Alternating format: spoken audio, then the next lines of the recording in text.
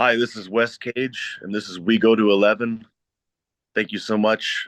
Please enjoy The Wolf. Friendliest Radio Amor. Why don't you just make 10 louder and make 10 be the top number and make that a little louder? These go to 11. So it's interesting. Your publicist reached out and she sent the link to the video, The Wolf, which, I was familiar with your previous work on prehistoric technology. And that just seems like it was just a few years ago, but it's been a little bit. So we'll go backwards in a minute, but tell us about The Wolf. And that got released, I think, on October 27th. So creeping up to Halloween. Tell us a little bit about the tune and the video, because the video is awesome. Thank you so very much. Well, I'm very grateful that you enjoyed it, and also that you are familiar with prehistoric technology, because that album kind of was a bit of an enigma that people had to search for. But so the Blasco, who is my manager and also a true friend, part of the family, we started to have me do writing sessions with every single person that he scheduled for me to work with. They're all quintessential brilliant musicians. But when I worked with Keith Wallen from Breaking Benjamin, we definitely had that very anthemic chorus. And when Blasco heard that, he felt that was immediately that was the one, and that this needed to be released. And when we got it to Vicente Cordero, the director, who's done Cradle of Filth films before, music videos, he really felt that he saw something in it that I think about quite a bit, the dichotomy of the higher and lower self, and how that's within all of us. And wound up becoming a spiritual, philosophical experience. And that's spirituality is my first and foremost, most important imperative thing for me with my music. And I was very happy to make this song that. I think you were spot on. Initially, you had said, your director had worked and done films for Cradle of Filth, which I think it is kind of like a mini film, really, that video. Yeah. So, that's awesome that you can make pretty cool stuff like that on probably a fraction of the budget that people used to make music videos back in like the 90s, 80s, and so on and so forth. Yeah, it's interesting because it's like I kind of have a soul from that era, and I wish I would have been able to see, budgets back in the day like they had, where someone had extra money to go to France for lunch if they wanted, and then come home. It's right. Well, right. I mean, when you think about some of those bands, when they said, "Oh, we shot for 3 nights," and it's like 3 nights, and you get like a 4-minute condensed version of what all that was. But so The Wolf is I imagine is a kind of a precursor to like the big picture, and by the big picture I mean like a full-length album. Yeah, I definitely have my vision of doing a full length album. I don't know when it will be, but I definitely want the Wolf to be on it. And it's interesting because after Prehistoric Technology, right after, I did an album with Brian Green where I played every instrument, including the drums. Right. On Prehistoric Technology, I played everything but the drums, but on this one I did drums too. Nice. And I really wanted to release it, but it didn't get released. And instead, there are a couple tracks from that record that made the cut for things that are still current, that hold their weight still today, even though that was 2015. And I really feel like I could play some of those live. Right. So one of the cool things that happened with you, I mean, I forget what the timeline was, whether it was leading up to Prehistoric or shortly thereafter, but you were honored as a best new artist through Yes. Vegas, through the Vegas Music Awards, I believe. So tell me a little bit about that and how big of an honor that was, because somebody took notice to what you were doing at the time. Absolutely. I mean, it was a massive honor. Also, just down to the band that I had. So, like, we had George Arguello, who is an amazing guitar player. And the reason why I asked for him to be a part of my project was because I saw videos of him doing metal, but then also doing flamenco, and I was like, okay, you're, of Mm-hmm. that level, then I have to have you. Then I got Patrick Morton, who's genius guitar player, uh, and then we had Brandon Soller from Atreyu.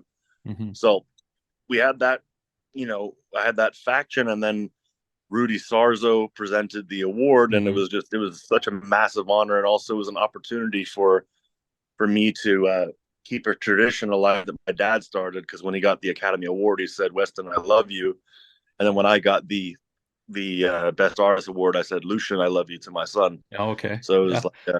like, it was Nice. a cool, like, there's a cool progression. But uh, to be recognized like that night and to be given that award was a massive moment in my life. I yeah, the gratitude is ineffable. Some people came backstage and totally understood what I was going for too. They told Mm-hmm. me that I was like a kind of like a metal Pavarotti, Oh, and okay. Right. yeah, and Nice. I had just told the costume designer to try to make me look like a combination of edgy metal goes, Italian, like old Right. school. One of the cool things going back to about that time that you released Prehistoric, I think that one of the references that, I think when you were asked to describe the music, you referenced it as like ghost rock or something like that. I mean, tell me a little bit about that and how you landed on that description, because there is a little bit of everything in there. There's modern rock, hard rock, metal, gothic rock, industrial, that kind of stuff. Well, I yeah, I definitely wanted to make my own genre, and I think I succeeded in it because it's definitely a subgenre of rock and metal. Ghost rock to me is just anything that's specifically inducing the chills, Mhm. uh, something that really is, you know, um, haunting in a way. And then one of the things about ghost rock or ghost metal that I like doing is that I like incorporating instruments or sounds that people don't really know the origin of. Mm. So, like, even in the beginning of The Wolf, there's a bit of that. There's that first intro snippet, and Right. it's kind of hard to tell what instrument that is, and I like that because the unknown is a powerful force. It's definitely a powerful force for inspiring someone to have their own philosophies. So I Right. think we were able to do that. But um, I do have a couple of tracks that are like complete ghost rock, like Hmm. full blown, and they are really awesome. But I think one of them found their way into a film, and then I'm just trying to see if I can write some more of those that I could play live. I mean, there's one called Hmm. Unburied Alive, which is really epic. Right. And thinking about that, even at the beginning of, the first, like you mentioned, the instrument that's playing at the beginning of the wolf, even that in itself is eerie. Like it's got like an eerie beginning and then it goes somewhere else. So I mean, it's pretty cool how you have that kind of evolving starting point and where it actually ends at the end of the tune. Thank you so much. Yeah, it's I love whenever someone can incorporate something unique and unknown to the music. Like there's for the theme, sorry, the soundtrack for Mask of Zorro, Okay. which is probably one of my favorite things ever written. The modality and that is just it's very powerful. But that composer decided to take, and he's so genius for knowing the different timbres of the different instruments. He decided to take a Japanese wind instrument. He took Oh, a shakuhachi to breathe into it during the scene when Anthony Hopkins has his daughter taken from him, the Mm. character, and just like him knowing that relatively unknown instrument to the West, like the eeriness and the power that that created. That's the kind of stuff I'm into. Where like I play 12 instruments and I'm counting. I'm still trying to learn more, but like that there are voices from instruments themselves that I sometimes know will work properly for a certain section in a song, and um you know one of those instruments too is like even the things that we create synthetically, those are almost like instruments in their own way too. Hmm. So Nice. yeah. Well, I'm going to have to go queue up that movie because I've seen it and I remember the scene. I just don't remember the instrument. So now I have to keep a lookout for that. And then I have to Google the instrument that you're referring to because I have no idea probably what it is. So that's pretty Yeah. cool. Now you mentioned, you're a multi instrumentalist, so it seems like you're pretty motivated to keep exploring that and moving on to other instruments as well. Absolutely. um I want to move on to other instruments and then also be able to conquer instruments that have been that hasn't instruments that haven't allowed me to become a master at them yet. Mm. Like like I violin is one of those instruments. Oh, I could play cello, but violin is just not does not want me to master it yet. okay. So I will probably wind up resuming my efforts with certain instruments like that. Right. But then yeah, I want to see if I could become. It's just hard as a multi instrumentalist because it's like when someone spends their whole life on one instrument, like you know let's say like a piano, they had all that time to Hmm. to practice that. They become like otherworldly with it. But I Right. became, you know, proficient at multiple, so it's hard to find time to play all of them. But I want to add more, definitely. So you mentioned the cello.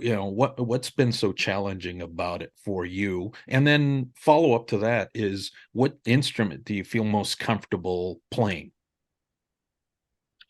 Well, the difficulty I find in the cello and violin or viola family is that I'm such a guitarist that sometimes it's something that it's almost like my instinct is so much for the guitar and power chords and chords and Hmm. stuff that I it's almost like I need to untrain myself out of that. Mm. Um, but my best instrument I would say I would say piano and guitar are about equal. Okay. Uh, Nice. when I bouzouki I can really play if I get if I Okay. keep practicing and stuff. Yeah. Oh wow. But, Which do you typically write on? Is it piano or guitar? Or maybe neither. I don't um, know. it's kind of it will depend on the day. It's interesting because my fiance she looked over at me and she's like, did you just write 5 songs? I'm like, yeah. I Oh I, wow. I was holding a guitar and literally in about 10 minutes, every verse and every chorus, I didn't play anything other than parts for the songs, and it just Hmm. came through me on guitar. Um, I usually write on guitar just Okay. because piano I like to use for emphasis or other things, Right. but yeah, I mean, it was wild. I mean, literally the other day, just 5 tracks came through me. There was not 1 minute wasted on figuring it out or anything. It Okay. just Wow. came through. Wow. And what do you do with that stuff? Does it just get archived in the memory banks, or do you actually record some of that stuff? I wind up recording it on my software, Hmm. and if it's really good and I believe in it, I send it to Blasco Oh, nice. to have a review. Yeah, I Um, imagine he was impressed. yeah, there's one that's pretty remarkable. I mean, I want to do a couple albums in the future that are with this new sound, and um, I know a lot of a lot of people have had love songs written about them, but I want my fiance to have a whole album written about her. Oh wow. So So yeah, would it be a concept or is just the theme? it would be a concept album, Oh wow. uh, just completely called Irma Linda, based after her, and Okay. because she's honestly, the moment I met her, I recognized her spirit, and that I've always been looking for her. She's always the one I was looking for. Um, and to do an album about her, also her story is extremely powerful. Hmm. So it'd be awesome. Nice. So that's kind of coming down the road at some point, it sounds like. Yeah. So, we know your dad's a huge, music fan and stuff like that. So, going back, growing up, when was your musical memory? And I imagine, this is just an assumption. You were probably with your dad at the time.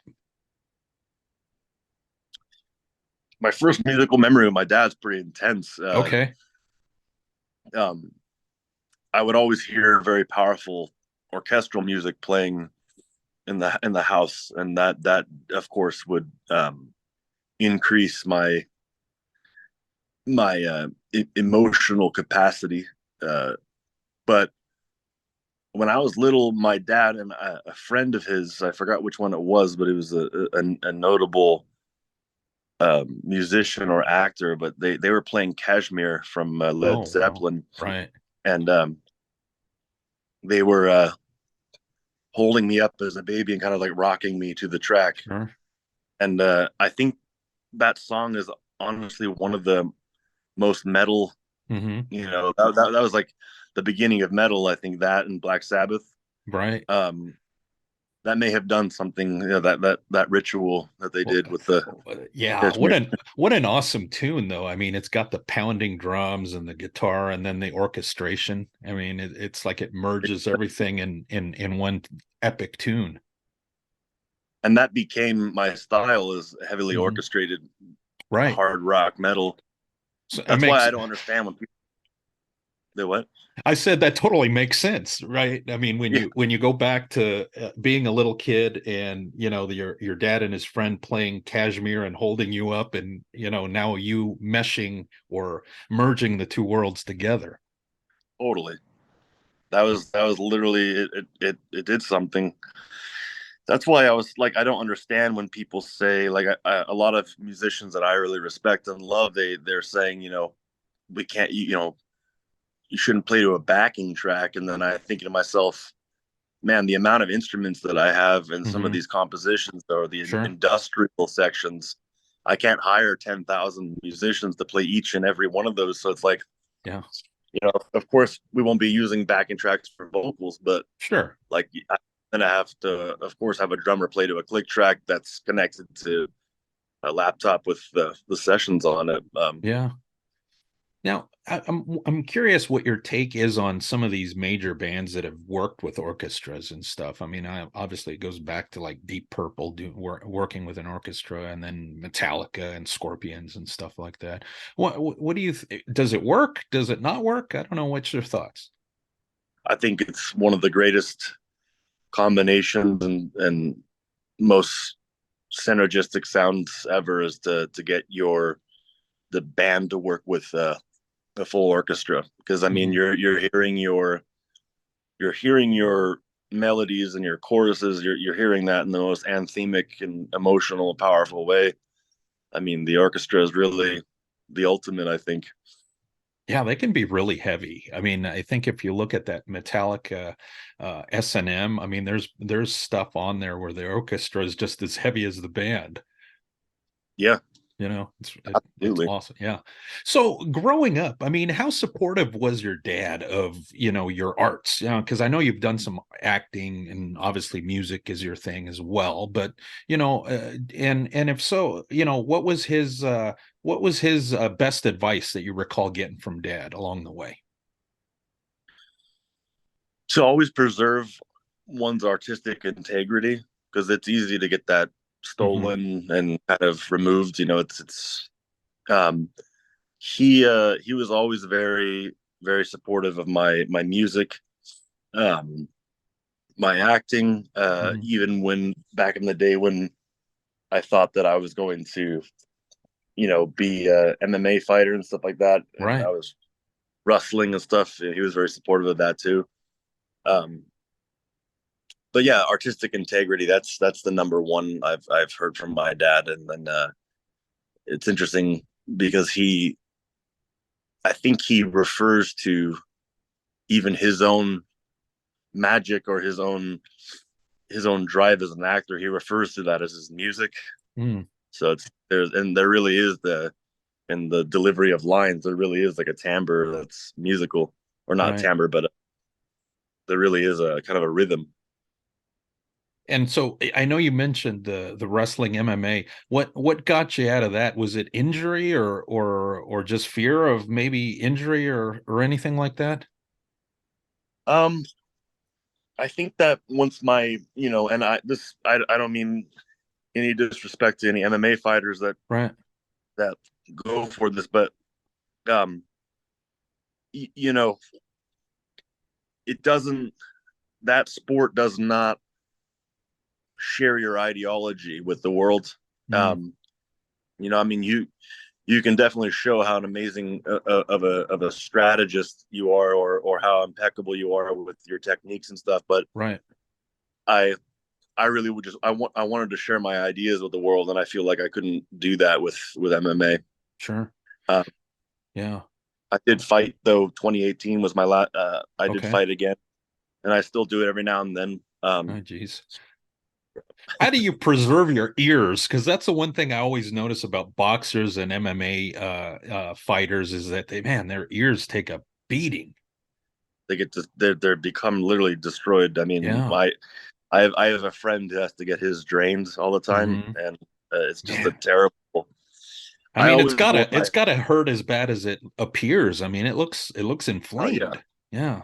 it looks inflamed. I mean, when I went to Japan to go judo over there, I saw guys that actually had no ears. They were Oh, ripped off geez. from the. Yeah, I mean Oof. um Yeah, that's a badass sport. it is. I mean, I oof. I always made sure to I always made sure to stay on my feet as much as possible, and right after my takedowns to go immediately into some kind of a submission or Hmm. a pin. Um, the uh, the place where I really learned how to wrestle on another level was with actually was with two people. So um, I got to train with a guy named Boris Brezhnev, who's Mm, pretty much sensei from the sambo Russian style right. stuff. Yeah, yeah, yeah, yeah. So I got to learn that, which would throw people off because they didn't. Sambo is unpredictable because of how many variations there are and stuff. But I even tattooed it to my head. Oh, okay. Oh, yeah, yeah. But I also trained in Iowa with the big Oh, like corn-fed American boys that were just like, I mean, that was crazy. I mean, wow. seeing a 17-year-old that's 6'10" or 6'11" was just bizarre. Sure. But Oh, wow. I trained there, and then I got to train with Steve Mako and other Olympic heavyweight champions, which was awesome. I have I love inventing things, so I have invented my own martial art that I've been working on for a very long time. Okay. So yeah, I can't wait to release that finally. I just took the Wow. best of everything that I've used. But Jeez. So you got a lot of irons in the fire, so to speak. You got the music, I you got that, and you got acting and family and all that kind of stuff. So, all right. So it sounds like The Wolf is a precursor to something. Right now it's a standalone tune and a video, and we'll post a link to that. And that's through Pavement Entertainment, right? You're connected with them, so that's good.